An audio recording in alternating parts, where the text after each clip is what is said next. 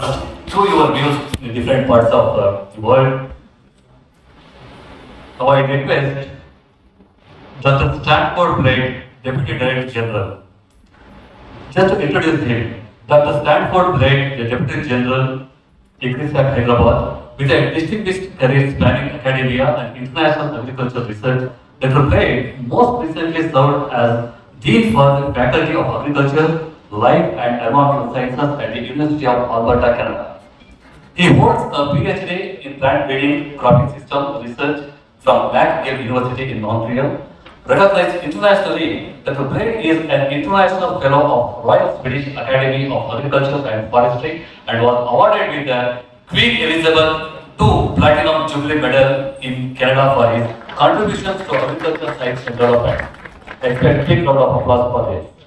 At ICRISAC, Dr. Blake leads efforts in crop improvement, innovative systems, and technology-led solutions aimed at improving livelihoods across the semi-arid tropics. Please join me in welcoming Dr. Blake on the stage.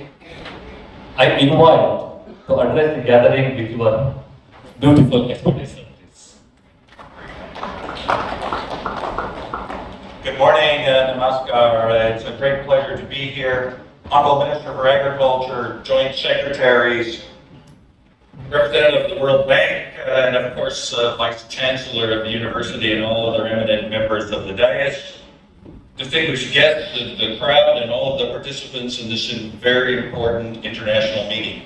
It gives me great pleasure to bring greetings from our Director General, Dr. Himanshu Pathak, from the International Crops Research Institute for the Semi-Arid Tropics.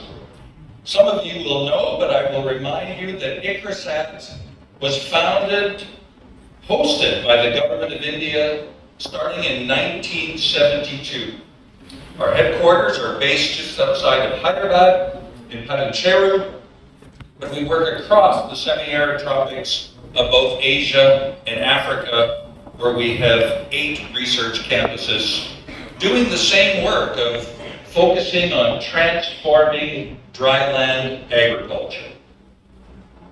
Now, it won't surprise you to know that dryland regions of the world enclose 2 billion plus people. The dryland tropics are representative of about 45% of the arable land. So the work that we do is incredibly important. Now, in the case of ICRISAC, we have the good fortune within our research enterprise of connecting agriculture to food, to nutrition, to human health. And we even extend that chain to include genetics and genomics and plant breeding on this side of the spectrum, but also the addition of value, of supporting entrepreneurs, of doing all of the innovative things that actually will increase the value of agricultural products.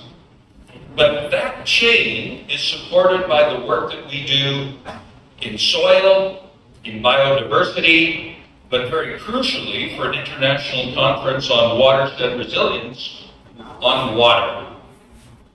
Now, I am trained as a plant breeder. I worked in Africa for almost 10 years, and now I have the great privilege of being based in Hyderabad.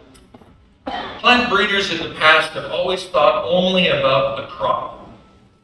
The goal of a center like ICRISAC in those early years was to develop crops that could produce, and I'm sure you've heard the phrase, more crop per drop.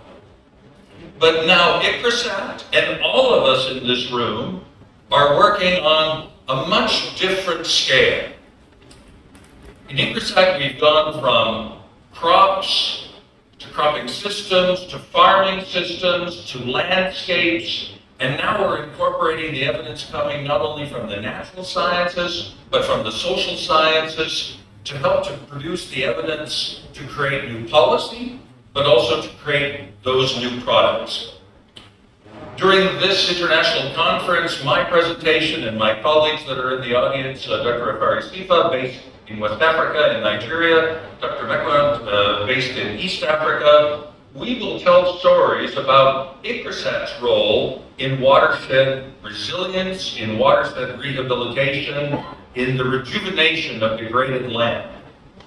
But we do that in partnership with all of you. We work so closely with ICAR here in India. We work so closely with the government of India's more broad departments that are very focused on the agri-food value chain. We work with the state governments, and you'll hear some of those stories where we are also very engaged, including Karnataka. So it's a great pleasure to be with you. We certainly want to share our story, but we know that we do this all in partnership, and it's a great pleasure to be here, and I wish this conference excellent deliberations, and I'm looking forward to learning a great deal.